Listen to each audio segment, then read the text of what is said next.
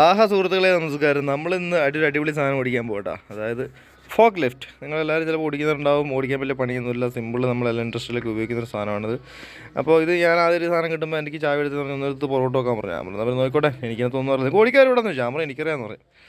എന്നാൽ പിന്നെ നോക്കിയേക്കാൻ ഞാൻ വിചാരിക്കും, അറിയത്തില്ല സത്യം പറയാല്ലേ. ഗ്രാമർ എന്ന് പറഞ്ഞ കമ്പനിയുടെ കേട്ടോ. ഗ്രാമർ അങ്ങനെ കമ്പനിക്കായിരിക്കും പേരിട്ടോ. കൊള്ളാം.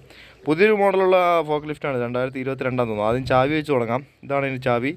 ഫോക്കസ് ആയി എന്തായാലും. പിന്നെ ചാവി ഇടുന്ന സ്ഥലം കണ്ടോ, നമുക്ക് ആദ്യം ഇത് തന്നെയാണോ എന്നൊരു സംശയം തോന്നും. പക്ഷേ ചാവി അങ്ങ് ഇട്ട് കഴിഞ്ഞാൽ കറക്റ്റായിട്ട് അവിടെ കയറിക്കോളും. അപ്പോൾ ഇതാണ് ചാവി ഇടുന്ന സ്ഥലം.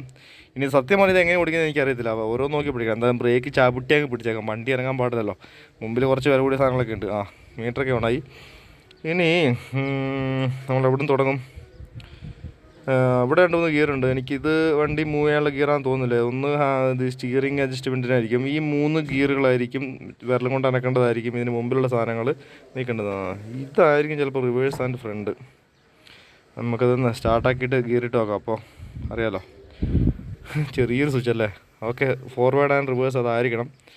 പിന്നെ ഇവിടെ കുറേ സ്വിച്ചുകളൊക്കെ ഉണ്ട്. അത് ഈ വാർണിംഗ് ലൈറ്റിൻ്റെ, അതുപോലെ indicator, P2 P1 programme 1 programme 2 ഒക്കെ ആയിരിക്കും ഒരു അഡ്ജസ്റ്റ്മെൻറ്റ്. ഇത് ചിലപ്പോൾ ഒരു ആക്സിലേറ്ററൊക്കെ കൂട്ടി വെക്കാനുള്ള സെറ്റപ്പ് ആയിരിക്കും ഈ കാണിക്കുന്നത്, അറിയില്ല. പിന്നെ ഇതാണ് ഇതിൻ്റെ മുമ്പ് നമുക്ക് കിട്ടുന്നൊരു വ്യൂ. ഇതാണ് കേട്ടോ, ഇങ്ങനെയാണ് നമ്മൾ കാണുന്നത്. ഇതൊന്ന് സ്റ്റാർട്ടാക്കാം. കണ്ടോ, ഒന്ന് തൊട്ടപ്പോൾ തന്നെ സ്റ്റാർട്ടായി, പെട്ടെന്ന് സ്റ്റാർട്ടായി. നമ്മൾ ഓക്കെ, ഇതൊരു കീക്ക് വെച്ചേക്കുന്നുണ്ട്. അപ്പോൾ ഇത് തന്നെയാണ് റിവേഴ്സ് ഗിയർ എന്ന് മനസ്സിലായി. ഇനിയിപ്പോൾ ഇത് മുമ്പ് ഭാഗം അനങ്ങുന്നുണ്ട്. ഏത് പിടിച്ചേക്കിയാലും മുന്നോട്ട് ഇതായിരിക്കും. ഓക്കെ ഇതാണ്. എന്തായാലും ഗൈസ്, വണ്ടി ഞാൻ ക്യാമറ കൊണ്ടേ പുറത്ത് വെച്ചിട്ട് വണ്ടി എടുത്ത് റിവേഴ്സ് വെച്ചു. കാരണം പിന്നെ നമുക്കറിയാത്ത പരിപാടിയല്ല. എൻ്റെ ക്യാമറ റിവേഴ്സിങ് എല്ലാം കൂടെ നടക്കില്ല, ബുദ്ധിമുട്ടായിരിക്കില്ലേ.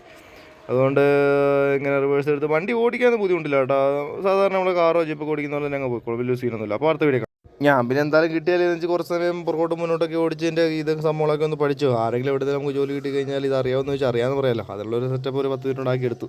10 മിനിറ്റ് ഒരു 5 മിനിറ്റ് എന്തായാലും കൊള്ളാം. പിന്നെ അത് ഞാൻ പിന്നെ ക്യാമറ ഇവിടെ ആയതുകൊണ്ട് പിന്നെ എങ്ങനെയാണ്. എന്തായാലും അടുത്ത വീഡിയോ കാണാം കേട്ടോ. ഓക്കെ.